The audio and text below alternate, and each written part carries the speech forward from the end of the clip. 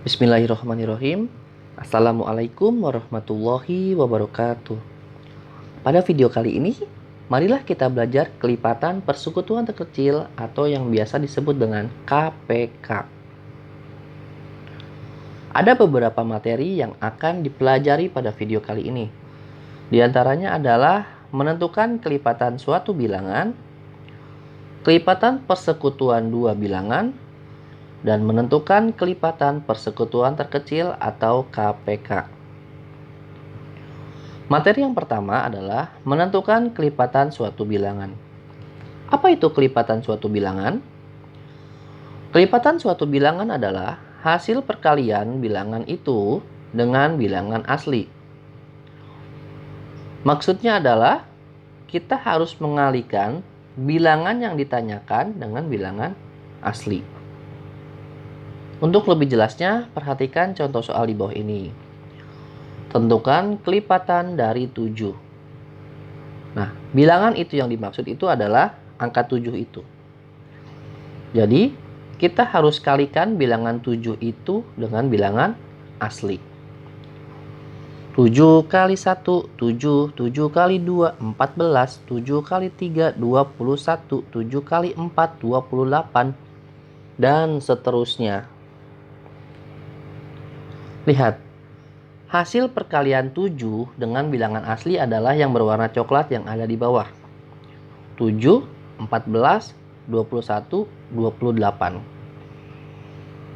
Nah, 7, 14, 21, 28, dan seterusnya itu merupakan kelipatan 7. Jadi, kelipatan dari 7 adalah 7, 14, 21, 28, 35, dan seterusnya. Apabila kalian sudah paham tentang kelipatan, kalian dapat langsung menuliskan jawaban kelipatan seperti di bawah ini. Kelipatan 5 sama dengan 5, 10, 15, 20, 25, dan seterusnya. Jadi kalian tidak perlu menuliskan tabel 7 kali 1, 7 kali 2, 7 kali 3. Langsung saja tuliskan kelipatannya. Misalkan kelipatan dari 10, 20, 30, 40, dan seterusnya. Akan banyak macam bentuk soalnya. Contoh, tentukan kelipatan dari 5, di mana lebih dari 5 dan kurang dari 100. Berarti kalian tuliskan tuh, kelipatan 5 yang lebih dari 5, tapi kurang dari 100. Berarti 10, 15, 20, sampai 95. Dan bentuk soal yang lainnya. Intinya, kelipatan suatu bilangan adalah kalian tinggal kalikan angka yang ditanyakan dengan angka 1, 2, 3, 4, dan seterusnya. Hasil kalinya itu adalah kelipatan bilangan tersebut. Materi yang kedua adalah tentang kelipatan persekutuan. Setelah kalian memahami tentang kelipatan, selanjutnya kalian harus memahami juga kelipatan persekutuan. Apa itu kelipatan persekutuan? Kelipatan persekutuan adalah kelipatan dari suatu bilangan yang sama dengan kelipatan bilangan lainnya. Jadi akan ada dua bilangan yang kita cari kelipatannya. Lalu kita cari angka yang sama dari hasil kelipatan tersebut. Untuk lebih jelasnya, langsung saja kita bahas contoh soal. Tentukan kelipatan persekutuan dari 4 dan 5. Kita akan menggunakan cara kelipatan. Kelipatan 4. 4 kali 1, 4. 4 kali 2, 8. 4 kali 3, 12. 4 kali 4, 16. Dan seterusnya. Kelipatan 5. 5 kali 1, 5. 5 kali 2, 10. 5 kali 3, 15. Dan seterusnya. Setelah selesai kita buat kelipatannya, kita cari nih, ada angka yang sama tidak dari hasil kelipatannya. Oh, ternyata di sana kita temukan ada 3 angka yang sama, yaitu 20, 40, dan 60. 20, 40, dan 60 itu adalah kelipatan persekutuan.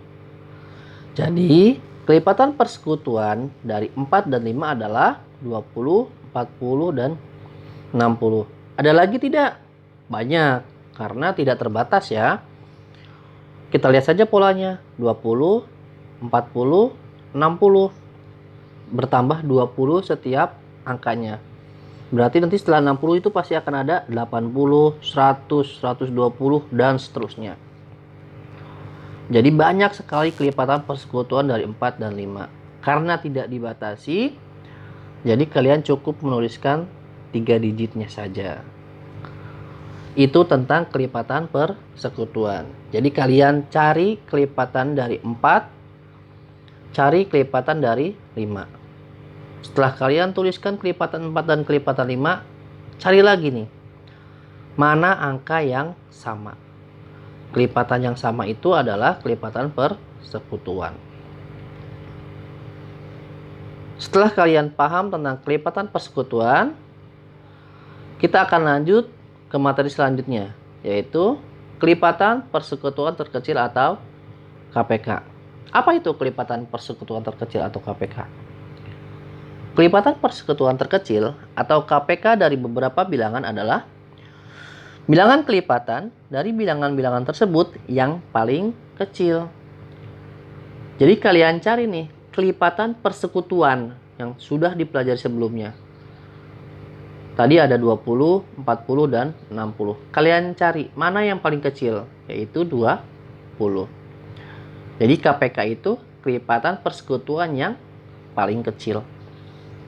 Untuk lebih jelasnya, mari kita bahas contoh soal di bawah ini. Tentukan KPK dari 6 dan 8. Cara menjawabnya adalah dengan mencari kelipatan 6 dan kelipatan 8. 6 kali 1, 6. 6 kali 2, 12. 6 kali 3, 18. 6 kali 4, 24, dan seterusnya. Lalu kelipatan 8. 8 kali 1, 8. 8 kali 2, 16. 8 kali 3, 24. 8 kali 4, 32, dan seterusnya. Setelah kita tuliskan kelipatan 6 dan kelipatan 8, kita cari apakah ada yang sama. Ada angka 24 dan 48. Lalu kita tuliskan kelipatan persekutuan 6 dan 8 adalah 24, 48, dan seterusnya. Nah, di antara 24 dan 48, mana yang paling kecil? 24 ya. Jadi KPK dari 6 dan 8 adalah 24.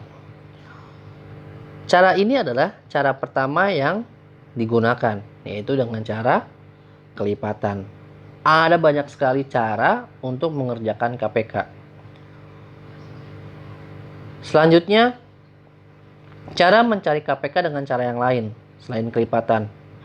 Karena kalau angkanya besar-besar, itu kita akan kesulitan apabila harus menentukan kelipatan-kelipatannya. Cara yang kedua ini, kita akan mencari KPK dengan cara faktorisasi prima.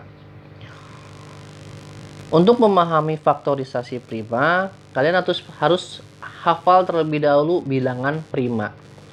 Bilangan prima itu dimulai dari 2, 3, 5, 7, 11, dan seterusnya. Contoh soalnya, tentukan KPK dari 6 dan 8. Kita tuliskan dulu angka 6. Lalu, angka 6 tersebut harus kita bagi dengan bilangan prima. Kita bagi 6 dengan bilangan prima yang pertama adalah 2. 6 bisa tidak dibagi 2? Bisa ya, karena bisa 6 kita bagi 2. 6 dibagi 2, hasilnya adalah 3. Lanjut, 3 sudah bilangan prima. Berarti 3 kita bagi dengan 3. 3 dibagi 3, 1. Nah, 2 dan 3 yang ada di sebelah kiri itu adalah faktorisasi prima. Kita tuliskan. Faktorisasi prima dari 6 sama dengan 2 dikali 3. Selanjutnya, kita harus mencari faktorisasi prima dari 8. Kita bagi 8 dengan bilangan prima yang pertama, yaitu 2. 8 dibagi 2 bisa tidak? Bisa ya. 8 dibagi 2 sama dengan 4. 4 bisa tidak dibagi 2? Bisa ya. 4 dibagi 2 sama dengan 2. 2 sudah bilangan prima. Kita bagi 2 dengan 2 lagi. 2 dibagi 2 sama dengan 1. Nah, angka yang ada di sebelah kiri yang dilingkari itu 2, 2, dan 2 itu adalah faktorisasi prima dari 8. Kita tulis. Faktorisasi prima dari 8 adalah 2 dikali 2 dikali 2. Sama dengan 2 pangkat 3.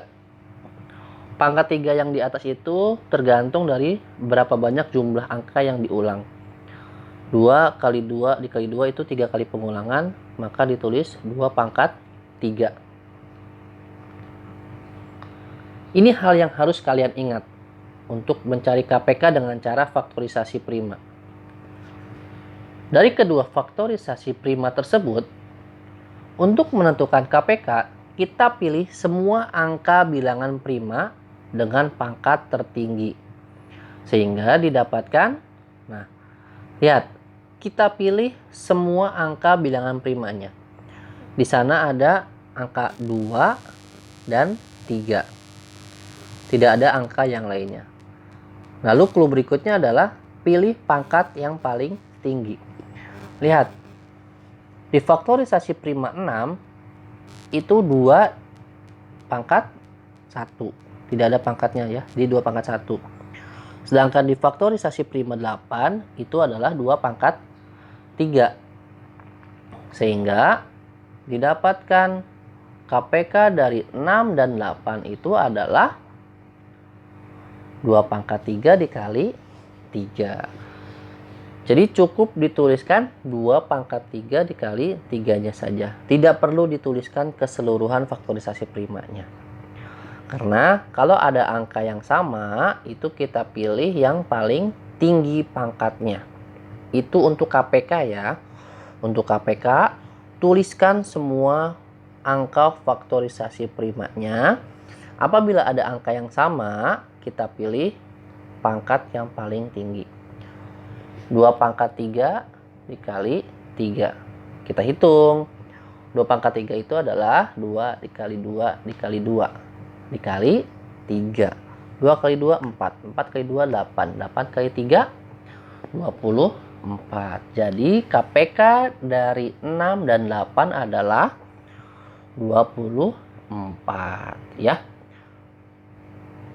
Ini cara yang kedua, yaitu dengan faktorisasi prima. Untuk menggunakan faktorisasi prima itu harus kalian ingat, tulis semua hasil angka faktorisasi primanya. Apabila ada yang sama, pilih pangkat tertinggi. Selanjutnya, ada cara yang paling saya senangi. Saya paling suka menggunakan cara ini untuk mencari kelipatan persekutuan. Cara yang digunakan adalah dengan cara petak sawah atau biasa juga disebut dengan tusuk sate. Dengan cara ini kita bisa menghitung angka yang besar-besar.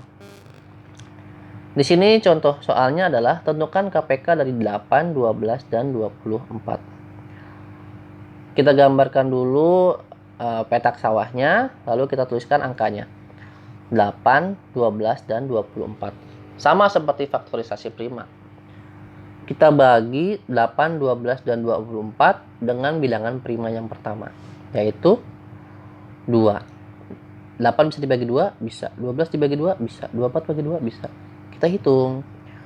8 dibagi 2, 4. 12 dibagi 2, 6. 24 dibagi 2, 12. Masih bisa lah dibagi dengan 2? Masih bisa ya. Kita bagi dengan 2. 4 dibagi 2, 2. 6 dibagi 2, 3. 12 dibagi 2, 6. 2, 3, dan 6. 2, 3, dan 6. Masih ada yang bisa dibagi 2? Bisa ya. Kita hitung lagi. 2 dibagi 2, 1. 3 dibagi 2 bisa enggak? Tidak bisa ya. Kalau tidak bisa, kita tulis lagi 3-nya. Ingat, kalau tidak bisa, kita tulis lagi 3-nya.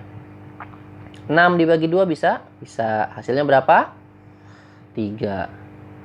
3. Sekarang hasil akhirnya 1, 3, dan 3. Dibagi 2 bisa nggak? Nggak bisa. Dibagi 3? Bisa ya. Kita bagi dengan 3. 1 dibagi 3 tidak bisa. Kita tulis lagi. 1. 3 bagi 3, 1. 3 bagi 3, 1. Nah, setelah hasil bawahnya 1, 1, dan 1, berarti sudah selesai. Ingat, selama masih bisa dibagi, kita bagi. Apabila tidak bisa, maka kita tulis lagi angkanya. Seperti tadi, 3 dibagi 2 itu nggak bisa, kita tulis lagi di bawah. Nah, maka kita dapat faktorisasi prima yang ada di sebelah kiri itu. 2, 2, 2, dan 3.